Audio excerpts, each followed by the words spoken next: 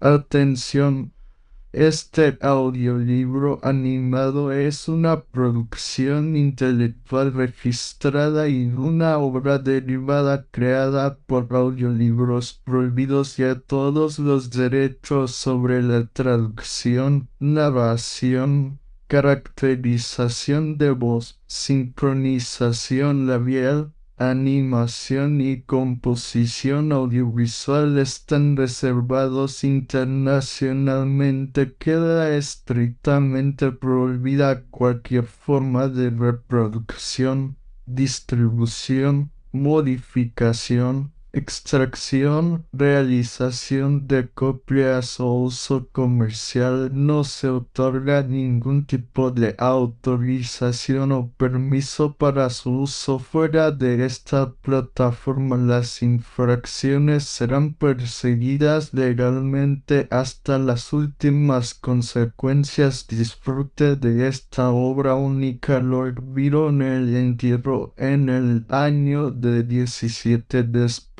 de haber meditado por algún tiempo sobre la posibilidad de viajar por países que hasta ahora los viajeros no frecuentan mucho. Partí en compañía de un amigo a quien me referiré como August Darwin. Era unos años mayor que yo, un hombre de fortuna considerable y familia de prosapia, ventajas que él ni devaluaba ni sobreestimaba gracias a su gran capacidad. Algunas circunstancias singulares en su historia personal lo habían convertido para mí en objeto de atención, interés y hasta de estimación que no disminuían ni sus modales reservados ni las ocasionales muestras de angustia que a veces le acercaban a la enajenación mental. Yo era todavía un joven y había empezado a vivir temprano,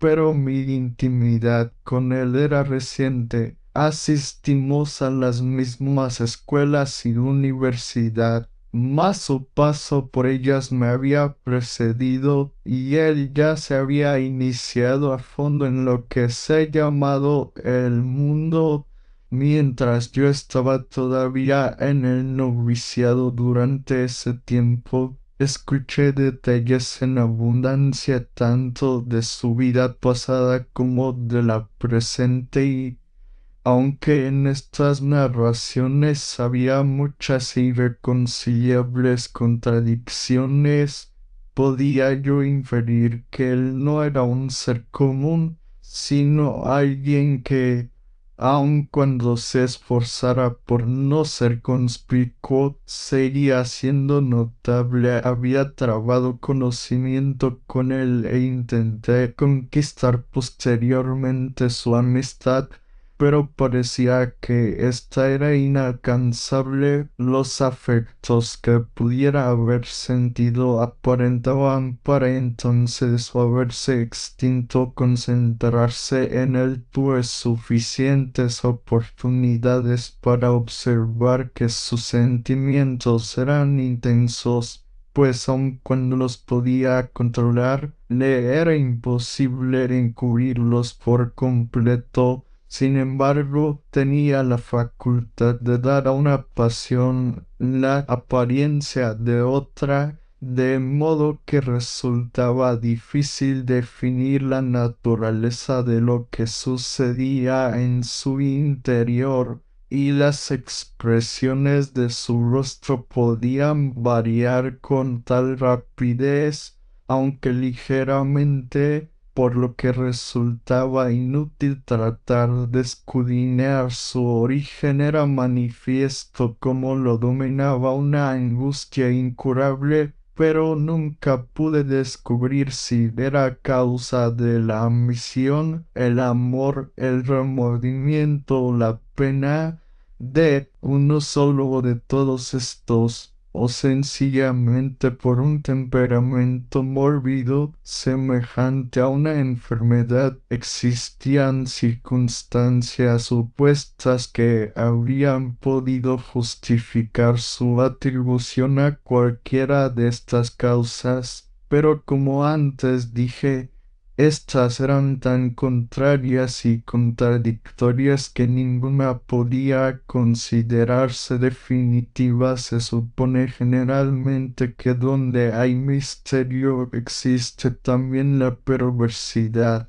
No sé cómo puede ser esto, pero es un hecho que en él existía el primero, aunque no podría atestiguar los alcances de la segunda, y estaba poco dispuesto en lo que a él se refería a creer en su existencia. Recibía mi proximidad con bastante reserva, mas yo era joven y difícil para el desaliento, y con el tiempo tuve éxito al entablar hasta cierto punto ese vínculo común y esa confianza moderada de los intereses mutuos y cotidianos que crean y cimentan la comunión de empeños y la frecuencia de encuentros que se llama intimidad o amistad según las ideas de quienes utilizan esas palabras para su expresión. Darby había viajado ampliamente. Me dirigí a él para que me aconsejara respecto al viaje que pretendía realizar. Era mi deseo secreto que se dejara persuadir para acompañarme. Además, era una perspectiva improbable basada en la vaga inquietud que había observado en él y a la cual daban renovada fuerza el entusiasmo que parecía sentir hacia tales temas y su aparente indiferencia por todo lo que lo rodeaba muy de cerca. Al principio insinué mi deseo y después lo expresé abiertamente. Su respuesta, aun cuando yo la esperaba en alguna medida, me dio todo el placer de una sorpresa. Aceptó y,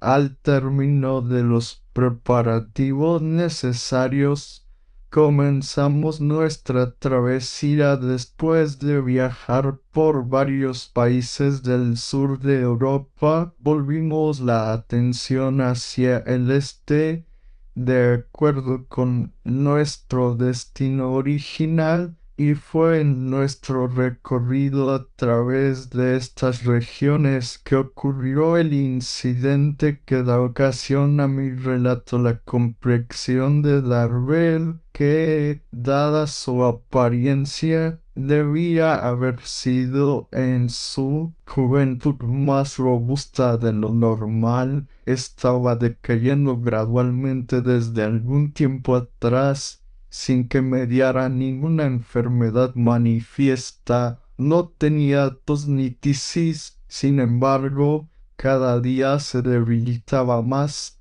Sus hábitos eran moderados, no admitía ni se quejaba de fatiga. No obstante, era evidente que se estaba consumiendo. Se volvía cada vez más y más silencioso de insomnio y, por fin, se alteró de tan notable manera que mi preocupación aumentó de manera proporcional al peligro que yo consideré le amenazaba nuestra llegada a Esmirna. Nos habíamos propuesto ir a una excursión a las ruinas de Éfeso y Sardis, de la cual intenté disuadirlo debido a su indisposición, pero en vano. Parecía existir una opresión en su mente y una solemnidad en sus modales que no correspondían con su ansiedad para seguir con lo que yo consideraba un simple viaje de placer,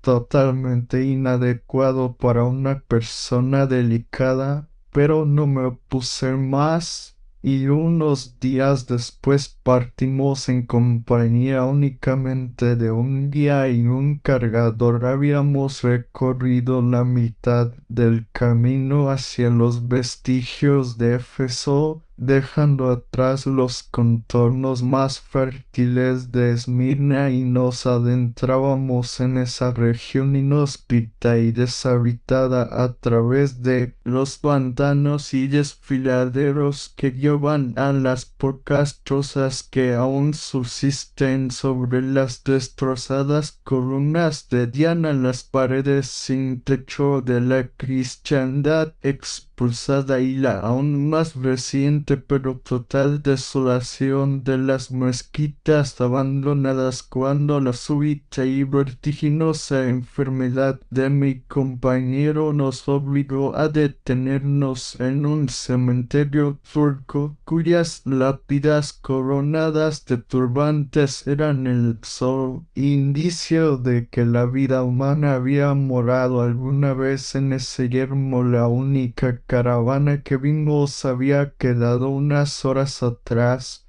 No se podía ver ni esperar vestigio alguno de pueblo o cabaña siquiera, y esta ciudad de los muertos parecía ser el único refugio para mi desafortunado amigo, quien se veía próximo a convertirse en su siguiente morador. En esta situación busqué por los alrededores un lugar en el que pudiera reposar con más comodidad. Al contrario del aspecto usual de los cementerios maometanos, los cipreses de este eran escasos, esparcidos sobre toda la superficie.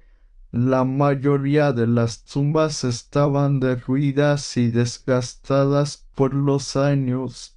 Sobre una de las más grandes y bajo de uno de los árboles más frondosos, Darrell se apoyó, inclinándose con gran dificultad. Pidió agua. Yo dudaba que pudiéramos encontrarla, aunque me dispuse a ir a buscarla a pesar de mi desaliento, pero él deseaba que yo permaneciera con él, y volviéndose hacia Suleiman, nuestro cargador, que fumaba con gran tranquilidad, le dijo: Suleiman, bebe Nasu, o sea, trae un poco de agua. Y continuó describiéndole con gran detalle el punto donde podría encontrarla. Era un pequeño pozo para camellos, a algunos cientos de yardas a la derecha. El Genízar obedeció. Dije a Arbe: como supuesto, por nuestra posición, repuso, usted debe notar que el lugar estuvo habitado alguna vez y no podría haberlo estado sin manantiales. Además, ya ha estado aquí antes. Usted ya ha estado aquí. ¿Cómo nunca me lo mencionó? ¿Y qué hacía usted en lugar semejante donde nadie puede permanecer un momento más sin pedir ayuda? A esta pregunta no recibí respuesta alguna. Mientras tanto, Suleiman regresó con el agua y dejó al guía y a los caballos en la fuente. Parecía que al mitigar su sed, Darby revivió por un momento, y albergué la esperanza de que pudiese continuar o por lo menos regresar, y lo exhorté a intentarlo. Él guardó silencio, parecía poner orden en sus pensamientos antes de esforzarse al hablar. Este es el fin de mi jornada, comenzó, y de mi vida. Vine hasta aquí para morir, pero tengo una súplica que hacer, una orden que dar, pues tales deben ser mis últimas palabras. La cumplirá, desde luego, pero tengo mejores intenciones. Yo no tengo esperanzas. ni deseos, sino oculte mi muerte a todo ser humano. Espero que no se presente la ocasión. Usted se recuperará y silencio. Así debe ser. Prométalo. Júrelo por lo más. Aquí pronunció un juramento de gran solemnidad. No hay razón para ello. Yo cumpliré con su petición y dudar de mí no puedo evitarlo.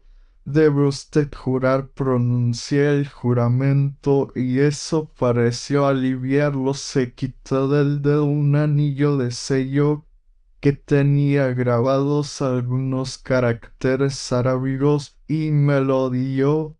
En el noveno día del mes, continuó precisamente al mediodía, el mes que usted guste, pero el día debe ser ese. Usted deberá arrojar este anillo a las fuentes de agua salada que alimentan la bahía de Eleusis. Al día siguiente, a la misma hora, deberá dirigirse a las ruinas del templo de Ceres y esperar una hora para que ya lo verá. Dice usted que el noveno día del mes, el noveno, cuando hice la observación de que el presente era el noveno día del mes, su semblante cambió e hizo pausa mientras estaba sentado, debilitándose visiblemente.